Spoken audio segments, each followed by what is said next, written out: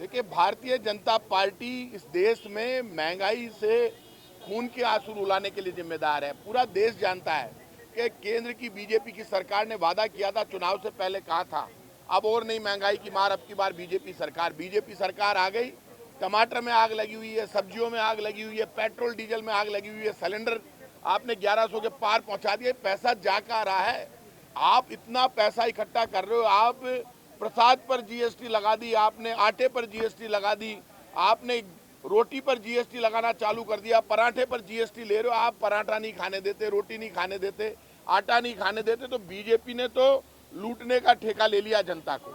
और भारतीय जनता पार्टी जिन मुद्दों को मुद्दा बनाना चाहती है, बीजेपी ये तो बताए, इनके नेशनल लीडर आ रहे हैं, उनको ये तो बताना चाहिए कि उन्होंने देश में, केंद्र सरकार ने इन 9 वर्षों में क्या किया, महंगाई को रोकने के लिए, बेरोजगारी को रोकने के लिए, गरीबी को रोकने के लिए। हम तो हमारी योजनाएं बताते हैं जनता को, हमारी योजनाओं के दम पर चुनाव मैदान में है, लेकिन ये भी तो बताए इन्होंने क्या किया। इन्होंने 9 वर्षों में कुछ किया ही नहीं। क्या बीजेपी की कोई उपलब्धि नहीं है? बीजेपी उपलब्धि पर बोलती नहीं है, बड़े बड़े डायलॉग मारते हैं, गलत गलत बोलते हैं, डायरेक्ट कांग्रेस पर चार्ज लगाते हैं, और फिर यदि कोई कांग्रेस का नेता बोल दे तो उसको लेकर कोर्ट में चले जाते हैं। मुख्यमंत्री बोले, राहुल गांधी बोले, कोई लीडर बोले, तो आपने जो काम शुरू किया है, अब वो काम दूसरे भी शुरू करेंगे, कर क्या सकते हैं? आप में दम है तो आप सच बोलना शुरू करो, और आप जिस तरह की भाषा का प्रयोग करते हो उसी तरह की भाषा सुनने की ताकत भी रखो आप।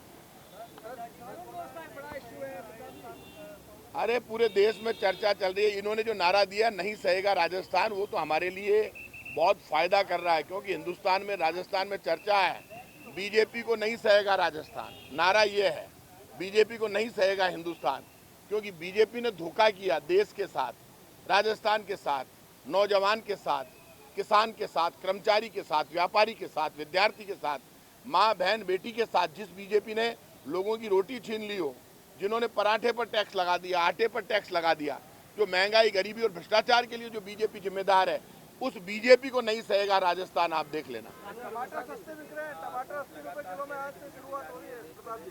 कानून व्यवस्था की स्थिति की बात जो बीजेपी वाले करते हैं, घटना होती है, घटना के बाद तुरंत एक्शन कांग्रेस की सरकार लेती है।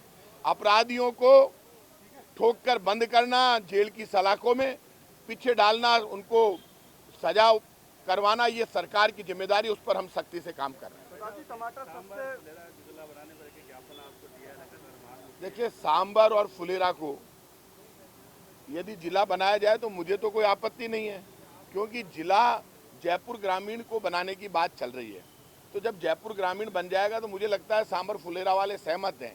यदि इनको फिर भी कोई बात करनी है तो इनको आपस में बैठकर बात कर लेनी चाहिए। हम तो जिलों के मामले में, हमारी कांग्रेस पार्टी का, मुख्यमंत्री का डिसीजन है कि जनता की आवाज़ को सुनकर फैसला करेंगे, तो जनता की आवाज़ का हम सम्मान करेंगे। फैसला मुख्यमंत्री जी को करना है। 80 रुपए किलो में टमाटर जयपुर में बेच रही है। 80 रुपये किलो में जो टमाटर केंद्र सरकार बेचने की बात कर रही है, तो वो तो राज्य सरकार भी बेचने की बात कर रही है। तो हम तो बेचेंगे, लेकिन महंगाई के लिए जिम्मेदार तो केंद्र सरकार है। प्रताप जी, अच्छा, ठीक है।